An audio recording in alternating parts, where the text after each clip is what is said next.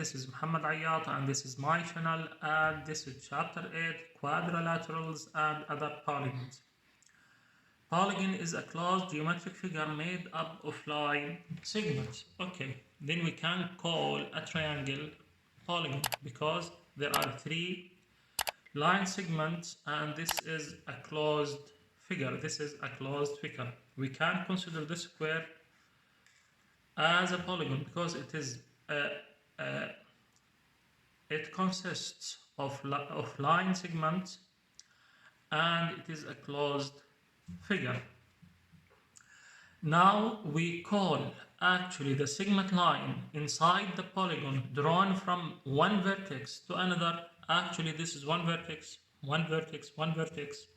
This is one vertex, one vertex, one vertex, one vertex. If I connected the two vertices of a polygon and drawn a line segment inside this polygon, we call this line segment diagonal. We call this line segment diagonal.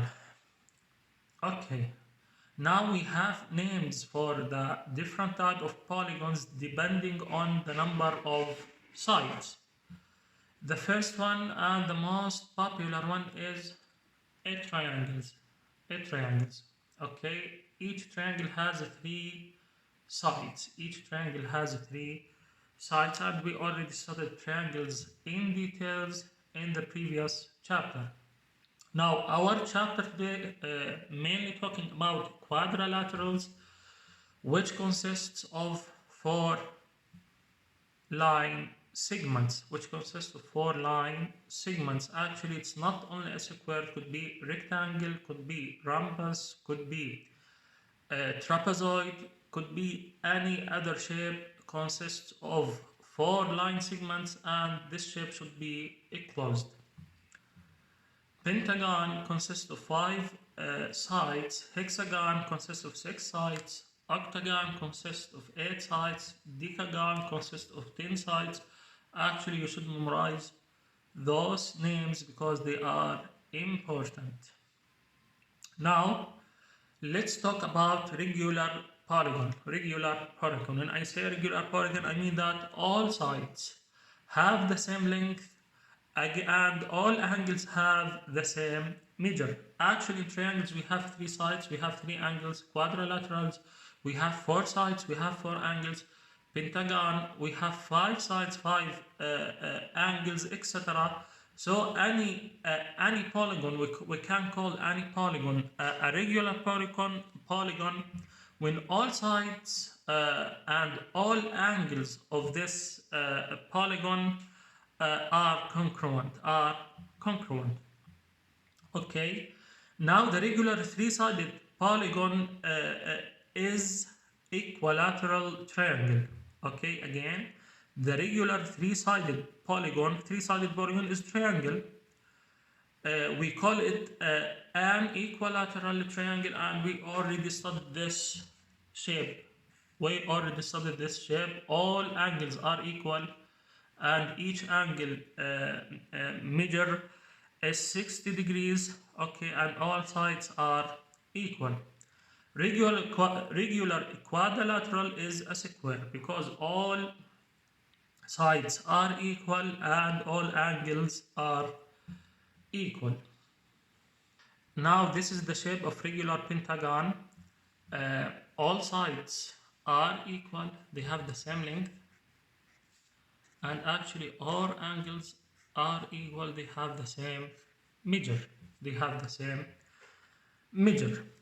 Okay, now how can I calculate the summation of angles for any polygon? And actually, if this polygon is a regular polygon, I can find actually the measure of each angle because all of them are equal. So I have this fact. In any quadrilateral, the sum of the 4 angles is 360 degrees. Actually, in the triangle, we know that the sum of all angles of triangle is 180 degrees. But in the quadrilateral, the sum of the 4 angles is 360 degrees. Actually, we have a general fact here. It applies to all polygons. the sum of the measures of the n angles in a polygon. Okay, I mean by n angles, a polygon contains n number of angles, and again, if it contains n number of angles, it consists of n number of sides. So in general, the sum of the measures of the n angles in a polygon with n sides, of course, is n minus 2 multiplied by 180 degrees. Okay, now let's try for the triangle. In the triangle, n equal 3. 3 minus 2 is 1. 1 multiplied by 180 degrees. This is 180 degrees. Let's try the quadrilateral. And in the quadrilateral, the number of sides in the quadrilateral is 4. 4 minus 2 is 2. 2 multiplied by 180 degrees, it is 360 degrees. Let's try the pentagon. And in the pentagon equals 5. 5 minus 2 is 3. 3 multiplied by 180 degrees, it is 540 degrees. You can try for all other pentagon. You can try for all other pentagon. Actually, this is an important fact, and this is a general fact. Now I have this example. Find the measure of each angle of a regular pentagon. Again, I mean by regular, all sides and all angles are equal. Okay, all sides have the same length, all angles have the same measure. Pentagon, in pentagon n equal 5, then I know that the summation of all angles equal n minus 2 multiplied by 180 degrees, and this is equal 5 minus 2 multiplied by 180 degrees, and this equals 3 multiplied by 180 degrees, which is equal 540 degrees. Okay. Now, if it is not a regular pentagon, I cannot calculate actually the measure of each angle because I just don't know. But because it is a regular pentagon, I know that all angles have the same measure, so I can divide 540 degrees over the number of angles, which is 5 in this case. Okay. Do it in your calculator, and this equals 108 degrees. So the measure of each angle in a regular pentagon equals 180 degrees. So each angle here equals 180 degrees. Now I have this fact here. In any polygon, the sum of the measures of the exterior angles taking one at each vertex is 360 degrees. I have two examples here, a triangle and a quadrilateral actually, and this applies to all other polygons. I have this triangle here. This is an exterior angle actually taking from this side. This is one from this side, and this is another one from this side, and this is another one from this side. So the summation of all measures of all exterior angles here equals 360 degrees. Here in this quadrilateral, I have 4 exterior angles, one from the side, one from the side, one from the side, and one from the side. Actually, the sum of all these exterior angles equals 360 degrees. Special quadrilaterals, actually this is an important topic. The first one is the parallelogram. It is an quadrilateral in which both pairs of opposite sides are parallel. So it is a quadrilateral, it consists of 4 sides, but it is a special one. Why? Because each pair of opposite sides, they are parallel. So AB is parallel to DC, and BC is parallel to AD. Actually, they are parallel and they have equal length. So the length of AB equals the length of DC, and the length of BC equals the length of AD. Again, and all opposite angles are equal. Each pair of opposite angles are equal. So angle A equals angle C, and angle D equals angle B. So this is an important fact to know about the parallelogram. Okay, I know that this is a new fact about parallelogram. The sum of the measures of any pair of consecutive angles is 180 degrees. I know that A equals C and B equals D, but A plus B, because they are consecutive, A plus B equals 180 degrees, B plus C, because they are consecutive, equals 180 degrees, C plus D equals 180 degrees, D plus A equals 180 degrees. So those are important facts you should memorize. Okay, I can choose any side of the parallelogram as a base, okay, and if I want to draw the height, actually it is the perpendicular line to the base drawn from the opposite vertex, So this is the base of this parallelogram, and this is the height of this parallelogram. Again, I can choose this as a base, I can choose this as a base, I can choose this as a base. It's up to you. Okay, now the diagonal of the parallelogram divides it into congruent triangles. So if I draw a diagonal A to C, so the diagonal AC divides the parallelogram here into two congruent triangles. Again, and the other diagonal divides the parallelogram into two congruent triangles. Now, in any parallelogram, the two diagonals bisect each other. So if I draw diagonal AC and I draw the diagonal DB in this parallelogram, actually the point AE, the length of the side AE equals the length of the side EC, and the length of the side DE equals the length of the side EB, because this diagonal bisects this one, so this side equals this side, and this diagonal bisects this one, the other diagonal, so this side equals this side. Now the second important special quadrilateral is a rectangle. Actually, the rectangle is a parallelogram in which all four angles are equal. And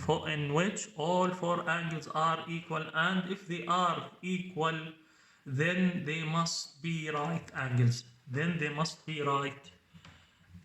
So the rectangle is a parallelogram, special type of parallelogram, because each pair of opposite sides are parallel. But what is special about rectangle? All angles are equal, and if they are equal, then all of them are right angles. Actually, I call this the length of the rectangle, and this the width of the rectangle, and this I call this the length of the rectangle. I call this the width of the rectangle. It's not always actually the length greater than the width. It could be less. Now, because the rectangle is a special type of parallelogram, all the properties of the parallelogram apply to rectangle. So everything we learned, all the properties we learned about the parallelogram, they are applied to a rectangle. So now, but I have actually a new property for the rectangle.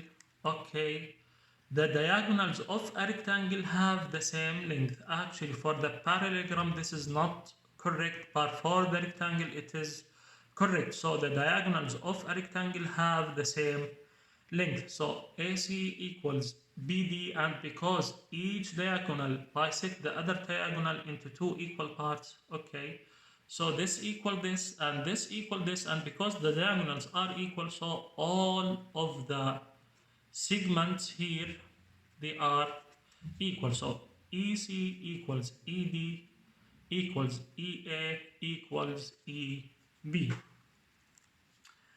Now the third important special equilateral is the rhombus. Actually, the rhombus is again a special type of parallelogram in which all four sides are of equal length. We said that the rectangle is a special type of parallelogram in which all four angles are equal, but in the rhombus all four sides are equal, or all four sides are equal. So it is again a parallelogram in which each pair uh, of opposite sides are parallel, but what is special about rhombus that all sides are equal, all sides have the same length. Again, because it is a special type of parallelogram, all the properties we studied for the parallelogram apply to the rhombus. Actually, I have two extra properties, and they are only for rhombus, not for parallelogram. The two diagonals of rhombus are perpendicular, and this is an important fact. Actually, you need to use it to solve some equations. So this diagonal and this diagonal, they are perpendicular. What I mean that they make a right angle. Okay. Again, the diagonals of rhombus are angle bisectors. So each diagonal divides the angle into two equal angles. So this angle equals this angle, and this angle equals this angle. This angle equals this angle. So they are two extra fact for the rhombus. They don't apply to a parallelogram. Now the fourth important special quadrilateral is the square. Okay. Actually, the square is a rectangle in which all four sides have the same length. So it is a special type of parallelogram, and it is actually a special type of rectangle in which all four sides have the same length. So all angles are equal, and if all angles are equal, so all of them are right angles, and we have here all the sides have the same length. Actually, I can say that a square is both a rectangle and a rhombus. Why is that? Again, it is a rhombus. Why? Because all sides of the square are equal like a rhombus, but what is the difference? The difference that all angles of a square are equal, and this fact does not apply to a rhombus. So each square is a rhombus, each square is a rectangle, but the opposite is not right. So again, because the square is a special type of rectangle and it is a special type of rhombus, all the properties of both rectangle and rhombus apply to square. So all properties we learned about rectangle and rhombus apply to a square. Now, what is special about the square? This fact: the diagonals of a square have equal length. So this fact does not apply to a rectangle and does not apply to a rhombus. It applies to a square. Now the last important special type of quadrilateral is trapezoid. What is a trapezoid? It is a special type of a quadrilateral in which exactly one pair of the opposite side is parallel. I have only one pair of opposite sides parallel, and the other two sides, they are not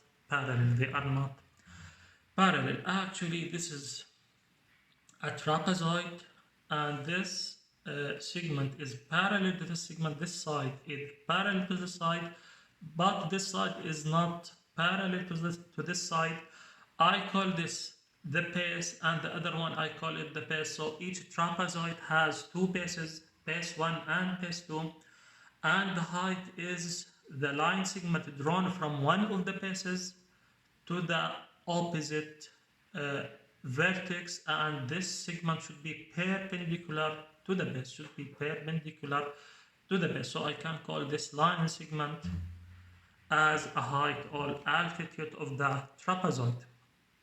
Actually, there is a special type of trapezoid, I call it isosceles trapezoid, when actually the sides that are not parallel to each other, when they are equal in the length. So if BC equals AD in the length, I can say that this trapezoid is isosceles trapezoid,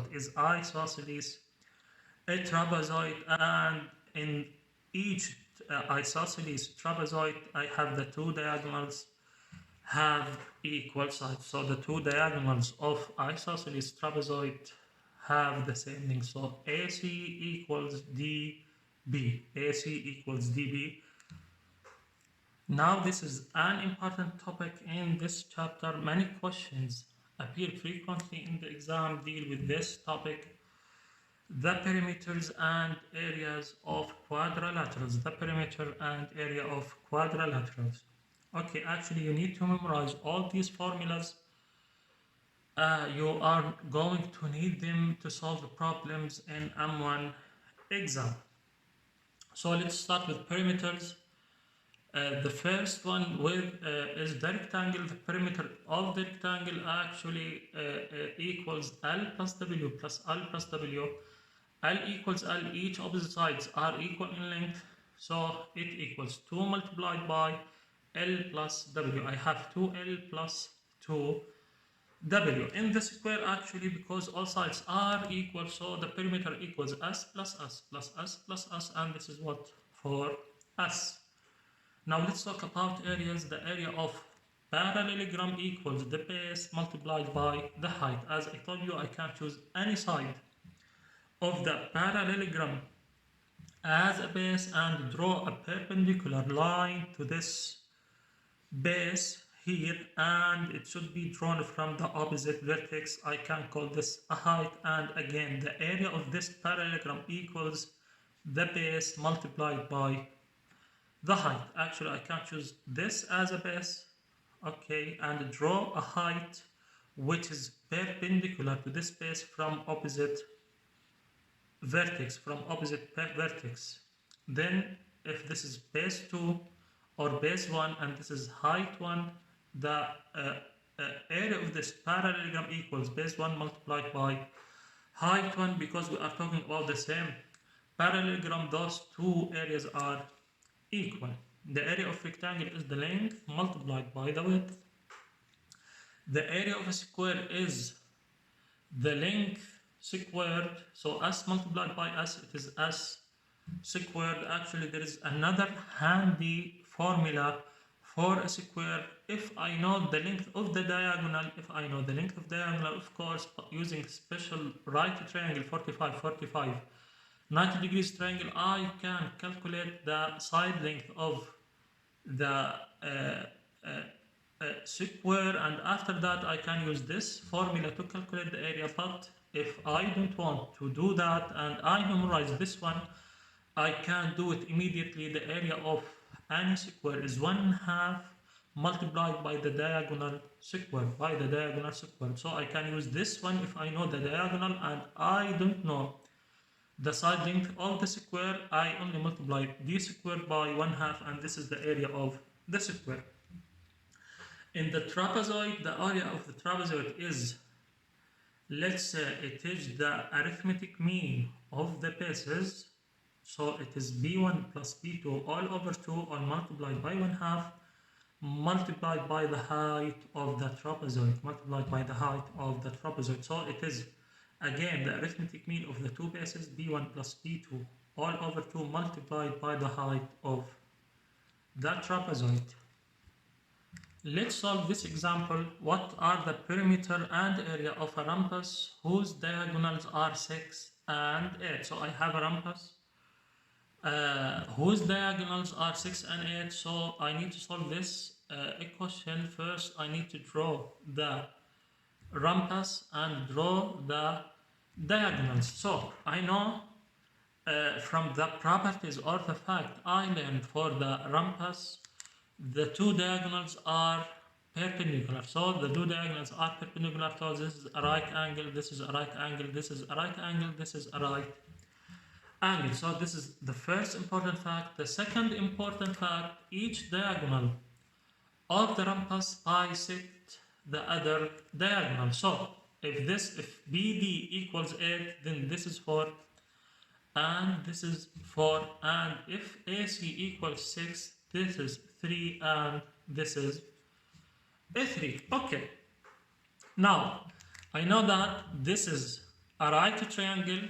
Okay, the first leg equals 3, the second leg equals 4. Actually, I can calculate the hypo for this right triangle using actually Pythagoras Theorem. All I know that this is a special type of right triangle which appears frequently in the exam.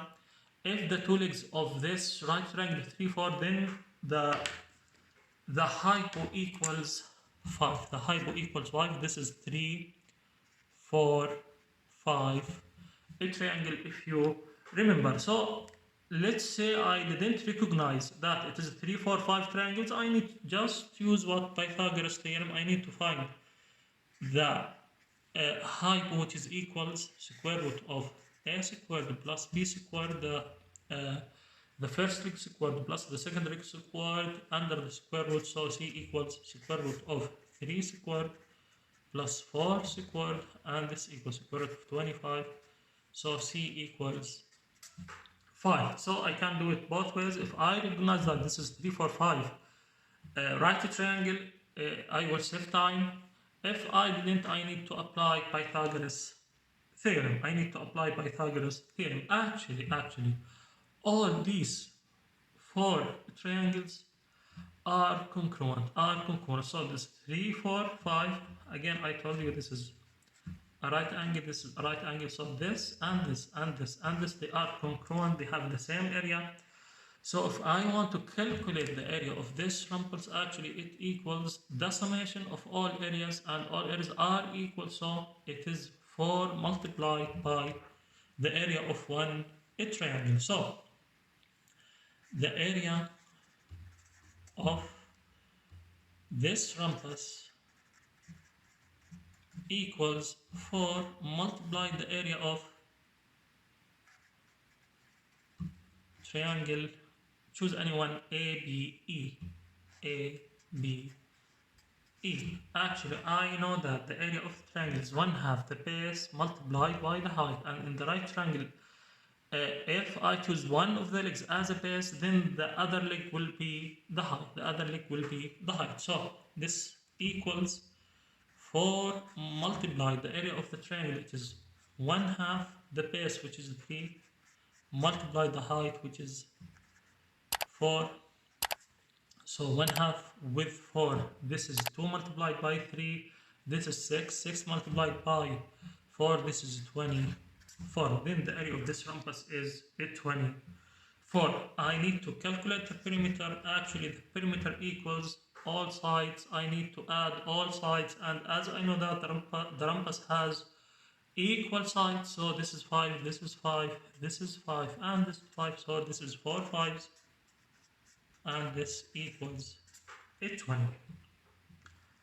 Let's solve another example. In the figure below, the area of parallelogram equals 40. Actually, this figure is given in the problem.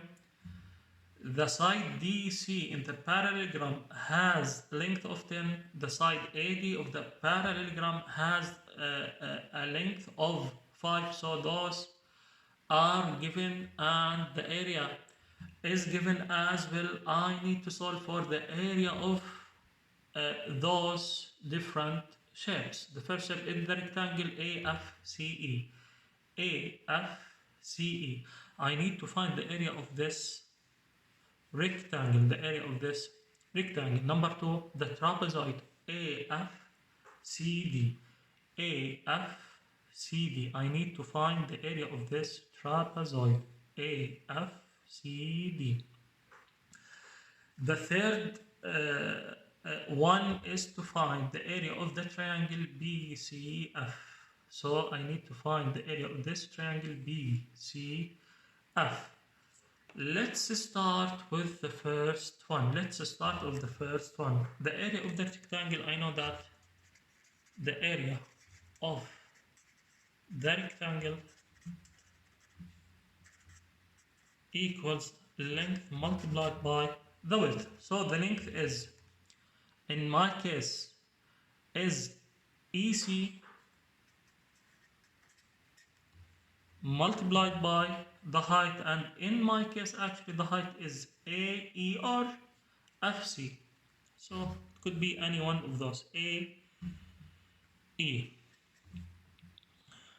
Now actually I need to calculate AE and I need to calculate EC. Actually let's start with AE. Actually what I know, that I know the area of this parallelogram, and the area of parallelogram equals the base, which is DC, which is given, multiplied by the height here. So I can name this as a height. So AE is the height of this parallelogram,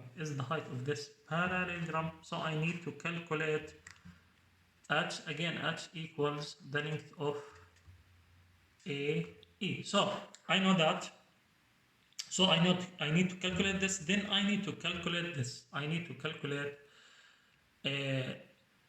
EC. Okay, let's calculate the height first. So AE equals the height. So I need to find the height. I know that the area of the parallelogram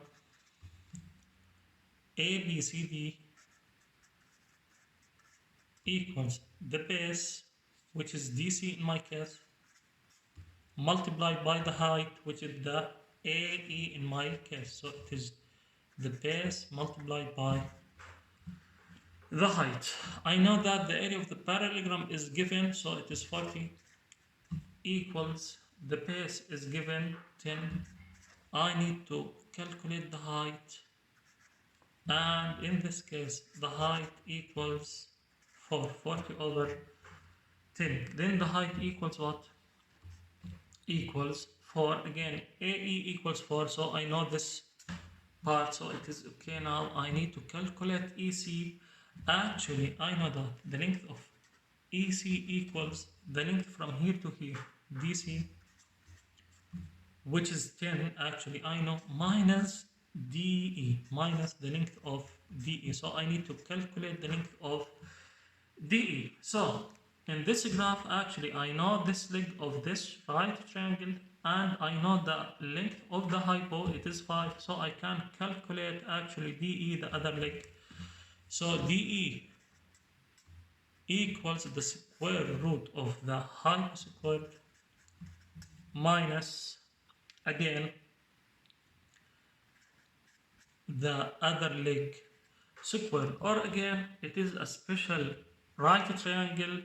If I have the hypo of a right triangle 5 and one of the leg 4, then the other leg is 3. Again, if you didn't recognize this fact, you can use Pythagoras Theorem to calculate this side or this leg of this right triangle, and this equals what? 25 minus 16, it is 9. Square root of 9 is 3. So now I can calculate EC equals DC, which is what? 10, minus DE, which is 3, and this equals 7. So this equals 7. Then the area of this rectangle equals 7 multiplied by 4, and this is 28. This is 28. Then the first one, I solve for the first one. The second one, I need to calculate the area of the trapezoid AFCD. AFCD. Okay, I know that the first base of this trapezoid equals, so B1 equals 10. The second base actually of this trapezoid equals what? equals EC. So AF equals EC. So base 2 equals what? Equals 7. I just calculated, and actually I have the height, which is what? Which is 4. So I need just to apply what? To apply the formula of the area. So the area of the trapezoid AFCD equals the average of the two bases multiplied by the height. So the average of the two bases equals 10 plus 7 all over 2 multiplied by 4, and this equals 17 multiplied by 2, and this equals what? 34. So I solved for the second one. I need now to solve for the area of triangle BCF. Area of triangle BCF. Actually, the area of this triangle equals exactly the area of this triangle. Is why? Because this side equals 5 and this height equals this height. This equals 4. I can calculate this one equals 3. So both triangles here have the same area and have the same side length. So again, the area of this triangle, this is number 3 and this is number 1. The area of triangle BCF equals 1/2 the base. I can take one of the legs as a base and the second leg as a height. So this equals 6. This equals 6. Actually, if I added the area of those two triangles to the area of this rectangle, it should give me the area of parallelogram, which is 40. So 28 plus 6 plus 6, this is 28. This is 28 plus 12, and this equals 40. Then this is the right answer. So I can do, or I can find the area of this rectangle by subtracting what? The area of the parallelogram minus 2 multiplied by the area of one of those, and this equals 40. So I can solve for the area of this one. So I can do it in another way, but actually this is easier than the other way. Okay, this is the end of this chapter. This is a good place to stop. Have a nice day and see you in the next chapter.